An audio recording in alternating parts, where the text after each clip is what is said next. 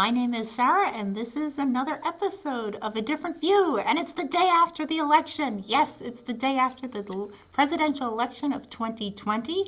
And we still sort of don't know what happened, but we sort of do. And guess what? It may or may not have been a good night for Donald Trump. It was probably a very good night for American democracy because people cared. People genuinely cared. This was the highest voter turnout in over a century. And I know those words make no sense right now, but I'll get to it later.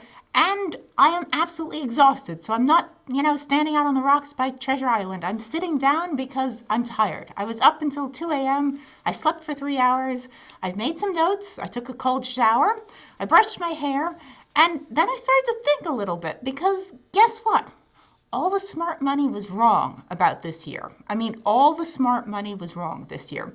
And if we don't know anything else yet about the presidential election, and actually we do kind of know a lot at this point, we do know that the pollsters were wrong. Some of them were so wrong that all I can say is last night was a bad night for Quinnipiac because it was obvious how wrong they were. It was obvious how wrong a lot of polling operations were because a lot of polling operations figured there'd be a blue tsunami or a red wave, actually very few polling operations thought there'd be a red wave, but about 95% of the pollsters thought it would be close in states where it wasn't close at all. Florida was not a close election this year. I was kind of shocked about that because Florida is usually a close election.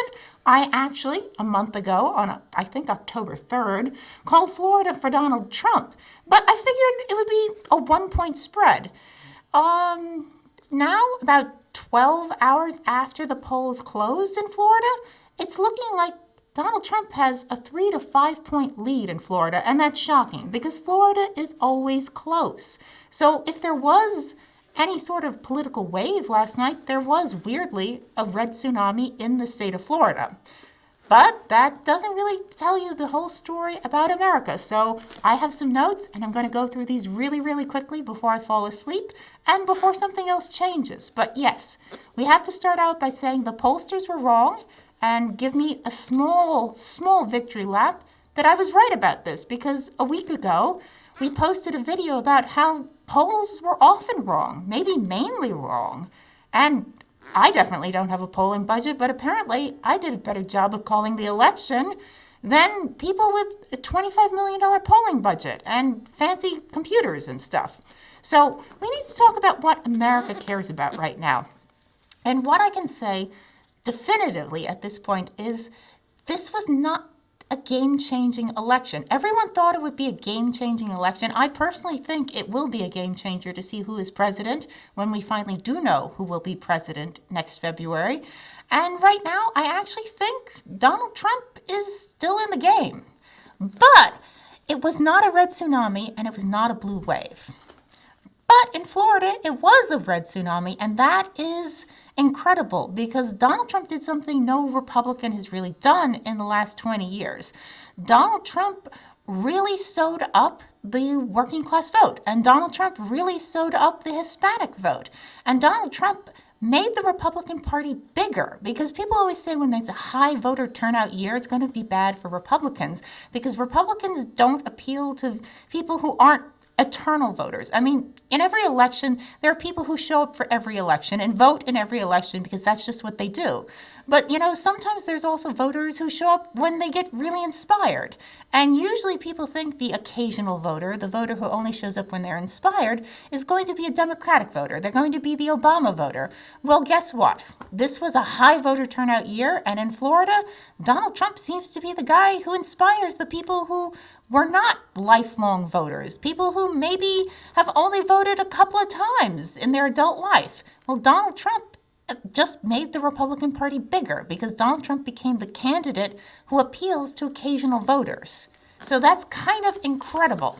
It also is kind of incredible in Florida that some of the congressional races that people thought would be tight are not tight at all. A Republican congressman from, I think, sort of central to South Florida. I'm really bad with Florida geography. I'm sorry. I was there once when I was a child to go to Disney World, and all I can remember about Florida is that I seemed to spend like a lot of time sitting in the backseat of my parents' Buick, and it was really humid, and there were a lot of beaches, and we were stuck in traffic for what felt like about 5.5 weeks, but was probably a day and a half. Anyway, in semi-southern Florida, there's a Republican congressman called Matt Gaetz, or Gates. I've never been quite sure how to pronounce his name. And right now, it looks like he's winning his election by 50,000 votes. That's a huge vote spread in a district that isn't considered, a solid district. I mean, there's a difference between a district where, anyone can win provided they're in the right party, and a district which is semi-competitive, and a district where, the winner usually wins by about 10,000 votes. Matt Gaetz is winning by about 50,000 votes right now in his district. Meanwhile, up in the northern part of Florida, Democratic dinosaur, Christ. He used to be the governor of Florida, and I'm not sure why he decided to run for Congress, because it seems like, a downgrade to go from being governor to being a congressperson. But, he apparently decided to run for Congress, and he does seem to be leading in his congressional race, but he's only leading by about 5,000 votes right now. And that's kind of shocking because, Charlie Crist is a big name in Florida politics. He's been a big name in Florida politics for pushing 20 years. And it's not being an easy race for him. So, maybe this has not been a good year for the dinosaurs. Meanwhile, in Arizona, it's kind of weird. And yeah, if you like, I'll give you a link when I post the video to the map I was playing with. And basically, I think the story in Arizona comes down to the Arizona Republican Party hasn't had its act together in years. I mean, collectively, they probably couldn't organize a pickleball tournament. And if you want to know what pickleball is, don't ask me. I'm bad at sports. But the Arizona Republican Party indulged in a bit of a circular firing squad a couple of years ago. Cindy McCain, the widow of John McCain, and a Republican, decided to campaign for Joe Biden. And if Donald Trump somehow manages to win Arizona, a couple of networks have already called Arizona for Biden, but there's some wiggle room in Arizona, and Arizona can be a strange state at the best of times because the demographics are always shifting because there are so many retirees there. And basically, there is still some wiggle room in Arizona, but I think at this point, if Donald Trump wins Arizona, he will win Arizona without the help of the Arizona Republican Party. And if he loses Arizona, he probably lost Arizona because of pot legalization. Because yes, Arizona is one of those states that was voting on whether or not to legalize pot. And guess what? When drugs are on the ballot, it's not a good year for Republicans in any specific state. I mean, legalization of pot, legalization of any drug brings out voters who really like drugs, and those voters usually are not Republicans. So basically, if by some chance Donald Trump wins Arizona, he won it without the Arizona Republican Party.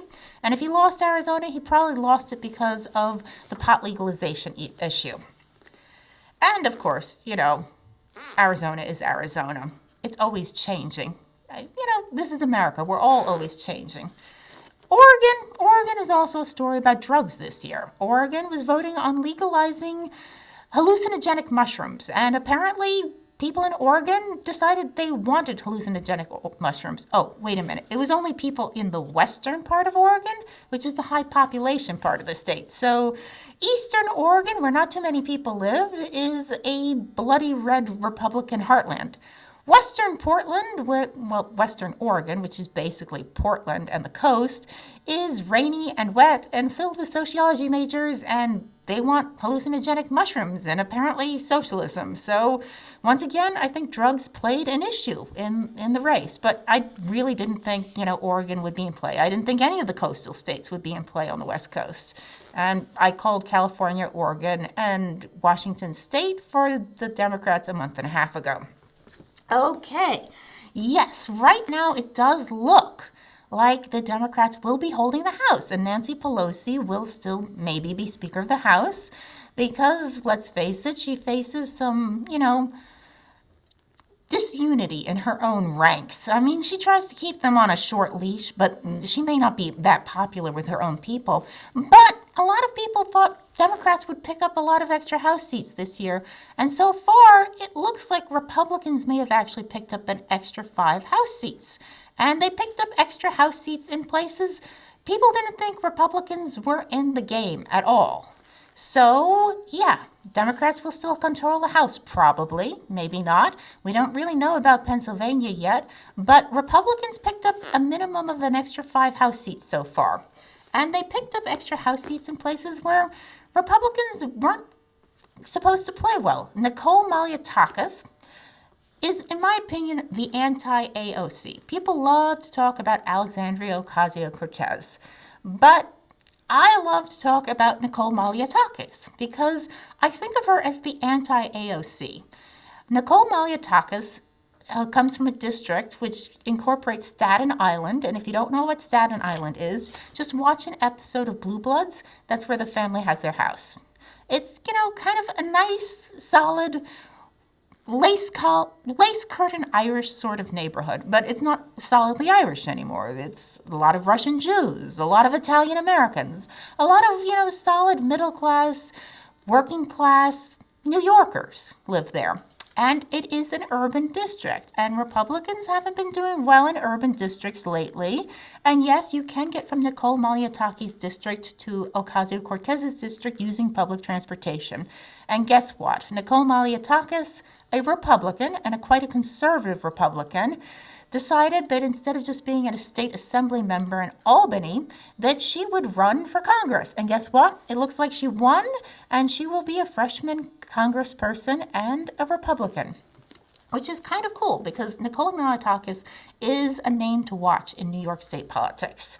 She's in District 11, and with 95% of the vote counted, she is currently leading her opponent by roughly 30,000 votes. So it may not be entirely in the bag yet, but I'd say she just won her seat, which is cool. And the 11th district has gone every way. But, don't worry too much about the history of the 11th district in New York because they redistrict that district all the time. And it's been redistricted, I think, about 8 times in the last 55 years. So if you think, this is a game-changing election, it may be, but it is a game-changing election if a Republican wins it because Republicans haven't been doing well in urban areas in years, and it doesn't really get much more urban than Nicole Malliotakis' district in New York State. Okay. Now on to the tight congressional district races of California. Yes, once again, California is looking a lot like 2018, and I may have mentioned this a couple of days ago in my video about fearing the blue switch and how, America doesn't want to have to face 2018 the way it was in California. And well, guess what? California is facing 2018 again in our congressional races because while in the eastern part of the country, in Pennsylvania, in Florida, even in New York State, Republicans are winning by really healthy margins, often in districts that have never really gone very Republican before, which is impressive. In California, it's coming down to the wire. I mean, about 3 a.m. this morning, in the young Kim Gil-Cisneros race in central to Southern California, I live in Northern California, so Southern California races aren't really my thing. They were in the vote count, they were divided by less than 100 votes. And now it really does look like it's going to be coming down to a count of runoff again, either a runoff or they're going to have to hand count the ballots because everybody seems to have voted in their district and it's really, really tight. And, one person's been up 50 votes, the other person's been up 50 votes, but it's always a little scary when a House race comes down to, 55 people. So that's kind of scary. Meanwhile, also in California, Devin Nunes looks like he won his re-election, which I think is cool because he is probably one of the smartest people in Congress. And we need more smart people in Congress. But he only won his re-election by about 1,000 votes, we think. So that was kind of tight, considering that he's kind of a superstar of the Republican Party. He's probably one of the most important Republicans from California. And he only probably won his reelection by about 1,000 votes. 1,000 votes is still a win, but it's not a really solid win. And that's the problem with California. Things are getting tighter and tighter and more divisive, and no one's bringing in a solid win. And my real hope for last night was that there would be a lot more solid wins, either for the red party or the blue party, as people put it, because it's better for America when we're more decisive. When things are tight and close to the wire, people stop really trusting the system. We want a decisive victory, because a decisive victory tells you where you're going. And right now, we don't have a lot of decisive victories, except in Florida and except in a couple of congressional House races. California, it's all coming down to razor-thin margins in the races Republicans are winning. In the races Democrats are winning, a lot of them are really safe races. I mean, no one thought Maxine Waters was really going to lose her reelection. I know some conservatives who were just convinced this was the year she was going to go down, but her district is so safe, they'd probably reelect her if she actually was dead. And that's just the way it is, sadly. I mean, I personally like a more competitive House race, because when a congressional district is more competitive, you get a higher quality of candidate running. And right now, a lot of the Democrats in leadership, they're in such safe districts, they never have to fight for their reelections, which is why I think they're getting a lot more extremist. And I think that's a problem. And I think that's a big problem for California, because California is in trouble. But this is about the presidential election, not just California. And let's face it, California wasn't in play. No one thought California was in play. Okay, I knew like 4 conservatives who were convinced California was going to go red this year. But, that's wishful thinking. And I love you for being hopeful, but, sometimes you can't be that hopeful. Sometimes you have to be realistic. And I'm always trying to be realistic. I try to be a little bit wonky, as someone said to me on Monday. Okay, and now we get to something that I think is good news for democracy, and that is that money doesn't buy elections. And I don't like the idea that just a pile of money can buy a Senate election or even a congressional election. And yes, money always plays a role in politics, and it's been playing a bigger and bigger and bigger role the last couple of years, because people have been pouring crazy amounts of money into strange elections because they're trying to flip a seat or they're trying to metaphorically take a scalp.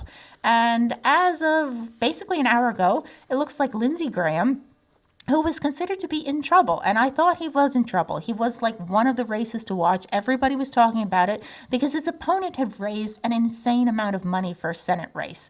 It looks like about $107 million, all told, was spent in Lindsey Graham's race, not by Lindsey Graham. Most of it was actually spent by his opponent, who outraised him about 2-1, I think. It's hard to tell with super PAC money, but Lindsey Graham brought home a comfortable victory despite the massive amount of money that was spent. And I think that's a good thing for democracy. It shouldn't matter if you're a Republican or a Democrat. It's always a good thing for democracy when the candidate with all the money doesn't win, because we need to be about democracy. So Lindsey Graham brought home his race, and up in Michigan, things are still up in the air, but I have high hopes that John James, who I actually thought was a very exciting candidate and is a West Point grad and a combat veteran and a millennial and a Republican, may become a freshman senator from the great state of Michigan. And that's where we are. 12 hours after an election, we don't know what's happening yet, but it's all still up in the air, and it's all coming down to the wire in Pennsylvania. And I really, really wish it wasn't coming down to the wire in Pennsylvania. That was actually my nightmare scenario for, on Monday, because I wanted a decisive victory for someone, but we're still going to have a victory, I think. And in whatever else happens, I think it was a good night for America, because we voted. We turned out and we voted, and, socialism didn't win. And maybe Donald Trump did win. And it's still all up in the air, but win, lose, or draw, I still believe in America. I know there are loads of people who are claiming, I'm going to move to Canada if Donald Trump wins, or, there are probably even a couple of conservatives who are going to sit in the basement and drink for the next 4 years if Joe Biden won. But I don't think Joe Biden did win, because it's still very much up in the air. But it was a good night for democracy because we turned out, we voted, and we have to wait until the counts are all in, because until relatively recently, we didn't know on election night who won. And when it's a close race, it may be a couple more days, and I hope it's not a couple more months, but it may be at least a week. So, once again, my name is Sarah. This is A Different View, and strangely enough, I seem to have called the election. So, if you want, hot political news that doesn't cost you an arm and a leg like Quinnipiac, just tune into my channel, because apparently I'm more accurate than Quinnipiac. Thank you.